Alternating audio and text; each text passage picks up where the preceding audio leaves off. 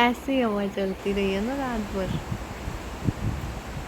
Hello everyone, नमस्ते, welcome to flavoured with love by Priyanka. I hope आप सब बहुत अच्छे हो। हम भी बहुत अच्छे हैं। कैटेगरी 4 का हरिकेन आया था। जब से मैं यूएस आई हूँ ना, पहली बार इतना बड़ा तूफान आया था और काफ़ी तेज़ तेज़ हवाएं चल रही थी और लगभग 3 दिन कंटिन्यूसली बारिश होती रही। मतलब जिस समय बारिश नहीं भी हो रही थी ना, तब भी ड्रिजल हो रही थी, तो लगातार बारिश चलती रही। My heart goes for all those who suffered during this hurricane as well.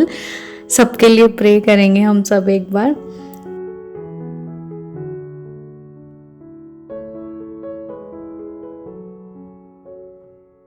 Anyways, यहाँ पर बहुत बुरा इफेक्ट नहीं था, लेकिन इस तरह का कुछ माहौल था। लगातार रात भर बहुत हवाएं चलती रही, बारिश होती रही जिस समय यहाँ से पास हुआ था। और वैसे 3 दिन बिल्कुल सन के दर्शन भी नहीं हुए। बच्चों के स्कूल की भी छुट्टी हो गई थी। बच्चों के स्कूल की छुट्टी वेडनेसडे को ही डिक्लेयर हो गई थी। थर्सडे फ्राइडे दोनों दिन छुट्टी थी। वरुण भी वर्क फ्रॉम होम कर रहे थे। और मैंने ना, जब से मेरा एंकल ट्विस्ट हुआ है, बिल्कुल एक्सरसाइज वॉक वगैरह सब त्याग रखा था। And finally now I decided to take things in my hands back again. मैंने आज से फिर बच्चों की छुट्टी के दिन का फ़ायदा उठाते हुए अपना पुराना एक्सरसाइज रूटीन शुरू कर दिया। मैं बस 15 मिनट्स का फुल बॉडी वेट्स से वर्कआउट करती हूँ, वही मैंने आज भी किया।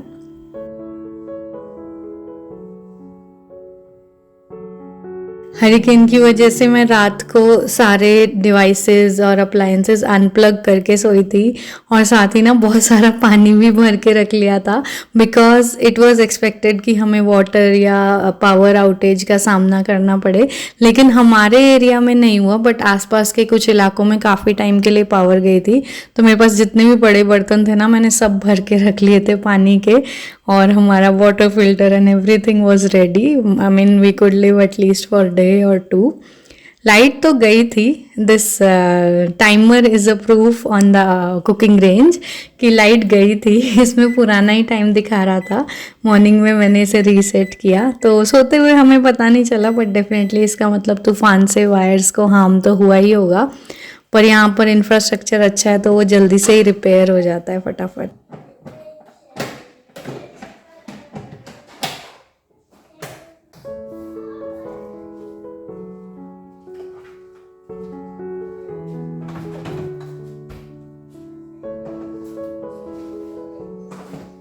और अब मैं बना रही हूँ ब्रेकफास्ट। घर में बहुत सारी स्पिनच रखी है, और यहाँ पे स्पिनच खरीदना वैसे भी मुझे बहुत पसंद है, क्योंकि साफ़ सुथरी आती है। तो मैं बहुत सारी स्पिनच लेके रखती हूँ और बहुत सारी तरीक़ों से उसे यूज़ भी करती हूँ। बच्चों को भी अच्छी लगती है और हमें भी, दोनों को। तो मैं ना आज स्पिनच की एक ड्राई सब्ज़ी बनाने वाली हूँ, मशरूम और स्पिनच। बच्चों को स्पिनच पसंद है, इसलिए वो उसमें से स्पिनच खा लेते हैं, और मशरूम्स हमें पसंद है। और ये देखिए, कॉस्टको से हम मशरूम लाए थे, कितने बड़े बड़े मशरूम हैं। ऐसा लगता है ना कि पूरा का पूरा आलू ही है, इतना बड़ा मशरूम है यार। यहाँ पे यूएस में ना हर चीज़ मोस्टली बड़ी मिलती है, और मशरूम तो भाई आई थिंक ये इंडिया वाले मशरूम के साइज़ का लगभग 5 टाइम्स है। 5 नहीं तो 4 टाइम्स तो पक्का होगा, आप बताना मुझे।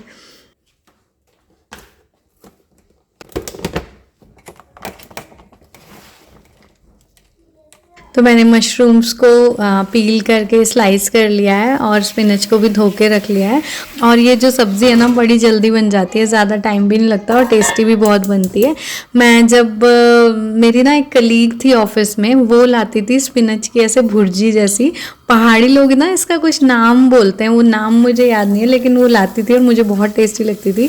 तो वहीं से मैंने ऐसे स्पिनच की बहुत सारा गार्लिक डाल के भुर्जी बनाना स्टार्ट किया था। और आजकल मैं इसमें मशरूम भी ऐड करके बनाती हूँ। तो बेसिकली स्पिनच, गार्लिक और मशरूम एक दूसरे को बहुत कॉम्प्लीमेंट करते हैं। तो मैंने बहुत सारा चॉप्ड गार्लिक डाला, फिर अनियंस को, ज़्यादा अनियन नहीं डाले, थोड़ा सा ही डाला, हाफ एन अनियन। उसको पिंक होने तक पका के फिर मशरूम्स को डाला है। और मशरूम को ना अब अच्छे से पकने में टाइम लगेगा, ब्राउन होने देना है उन्हें अच्छे से।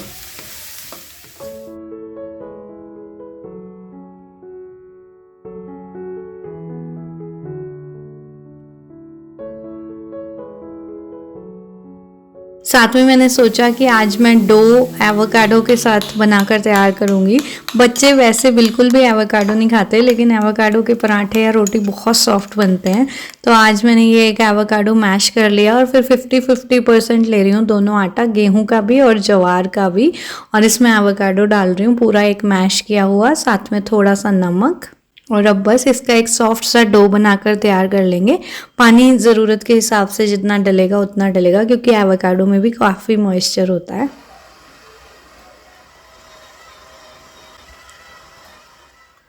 इधर हमारे मशरूम भी एकदम बढ़िया से ब्राउन हो चुके हैं। अब कुछ नहीं करना है, बस अब इसमें ना स्पिनच डालनी है धुली हुई, और यहाँ पर जो बेबी स्पिनच मिलती है उसको इस तरह की भुर्जी बनाने के लिए तो मैं चॉप भी नहीं करती हूँ, क्योंकि भुर्जी बन के ही अपने आप ही वैसे ही एकदम वो श्रिंक हो जाती है छोटी छोटी।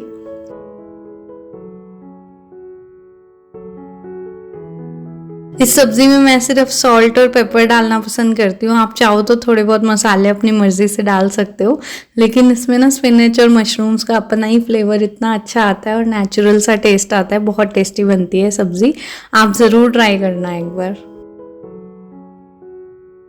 साथ में ब्रेकफास्ट के लिए फिर मैंने सोचा मैं पनीर के पराठे बनाती हूँ, तो मैंने कुछ यहाँ पे पनीर ग्रेट कर लिया, और पनीर के पराठों में मैं ज़्यादा कुछ भी नहीं डालती।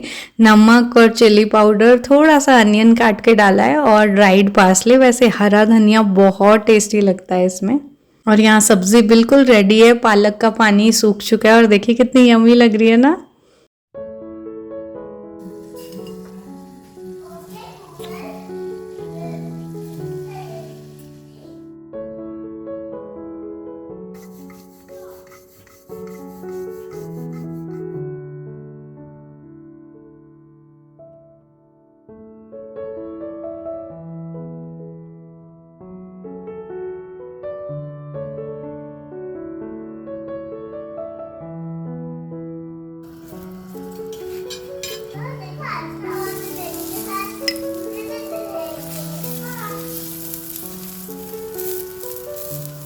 ऐसे बादलों वाले मौसम में पराठे और चाय बहुत यम्मी लगेंगे, यही सोच के आज मैंने ऐसा ब्रेकफास्ट बनाया कि इतना बढ़िया सा मौसम हो रखा है। Of course hurricane was not that a good situation.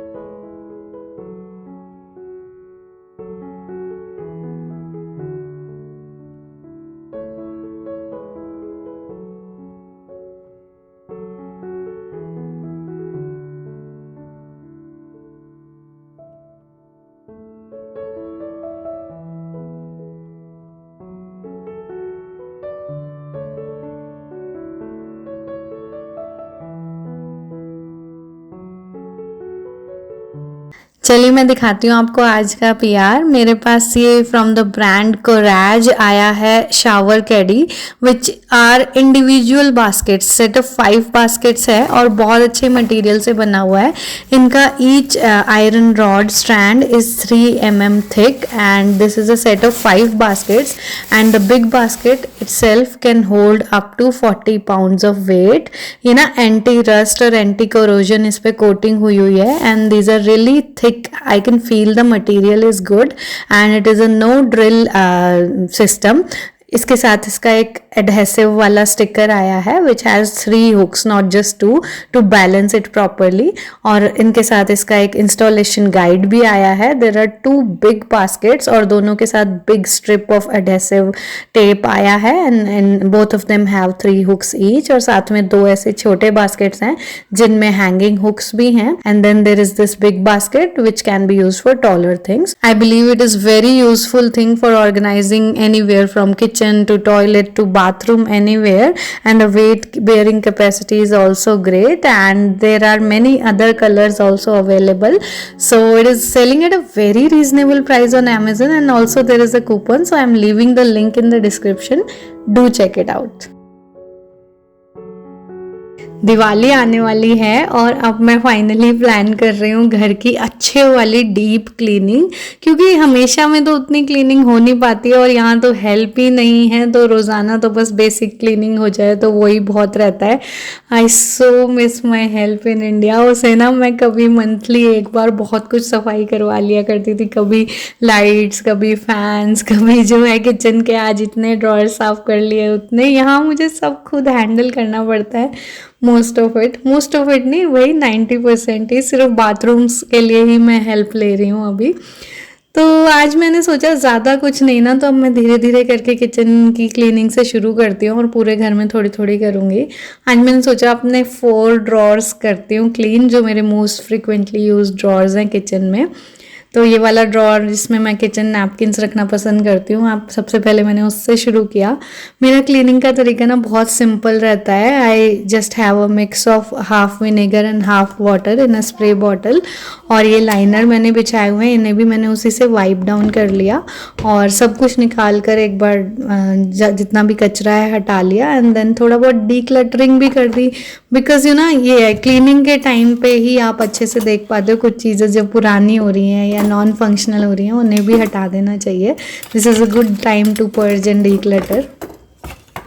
मैं ये टेक्सचर वाले क्लीनिंग क्लॉथ्स यूज़ करती हूँ, ये मैंने अमेजन से ही लिए हैं और ये मुझे काफ़ी अच्छे लगते हैं। सेट ऑफ 10 आए थे आई थिंक, और मैं अलग अलग कलर कोडिंग करके हर जगह रख देती हूँ और काफ़ी अच्छे हैं, इनसे स्क्रबिंग भी हो जाती है थोड़ी बहुत।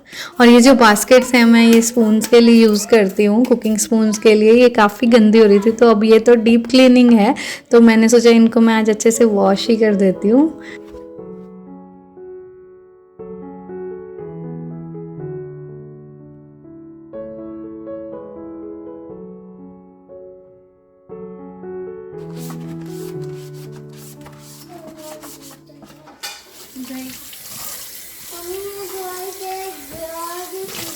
और ये वाला ड्रॉर है वो जिसमें मेरा सारा रोटी मेकिंग का सामान रहता है। It is just adjacent to the stove. एक साइड में रखती हूँ सारे cooking spoons and ladles and all, और इस साइड में रखती हूँ रोटी का सामान। इसमें मैं ना ये वाला पेपर बिछाना प्रेफर करती हूँ ताकि इसको मैं फ्रिक्वेंटली हटा के दूसरा रख पाऊँ इसमें, क्योंकि चकला वगैरह रहता है तो कभी कभी आटा हो जाता है, और इसमें मैं अपना जो आटा यूज़ होता है रोटी बनाते हुए उसका बॉक्स भी मैं इसी ड्रॉर में रखना पसंद करती हूँ। यहाँ पर मैं ना बस पार्चमेंट पेपर यूज़ कर रही हूँ। बेसिकली ये शीट्स हैं प्री कट जो मैं लंच बॉक्स के लिए यूज़ करती हूँ। ज़्यादा मेहनत ना लगे इसलिए मैंने वही प्री कट शीट्स यहाँ पे यूज़ कर ली और इनको टेप से फिक्स कर दिया ताकि ये बार बार मूव ना होए।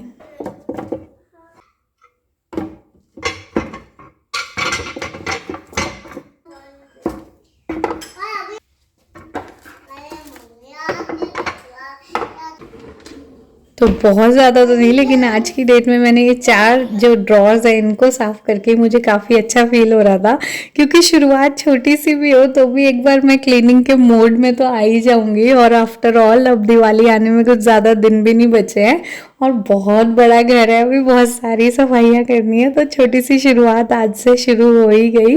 Tell me what are your plans for Diwali cleaning. मैं सोच रही हूँ कि मैं एक अच्छी सी लिस्ट बनाने वाली हूँ मुझे क्या क्या क्लीन करना है, ताकि मेरे को क्लैरिटी ऑफ माइंड रहे, और उसके बाद मैं शुरू हो जाऊंगी रोज़ाना थोड़ा थोड़ा या 1-2 दिन छोड़कर थोड़ा थोड़ा, जिस दिन मूड हुआ उस दिन कर लूँगी, ताकि बहुत ज़्यादा एंड में मैं एक साथ क्लीनिंग ना करती हुई पाई जाऊँ, वरना I am a big time प्रोकास्टिनेटर।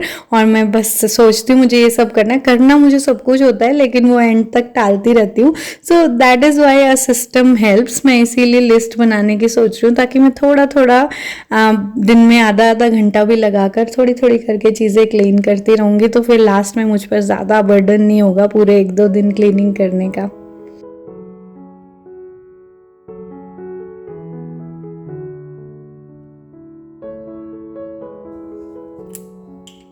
मैं दिवाली के लिए हमेशा बहुत एक्साइटेड रहती हूँ, क्योंकि साल में एक बार आती है और मेरा फेवरेट फेस्टिवल है। I am always pretty excited about it. आप भी मुझे ज़रूर बताइएगा कि आप कैसी कैसी तैयारियाँ शुरू कर रहे हो।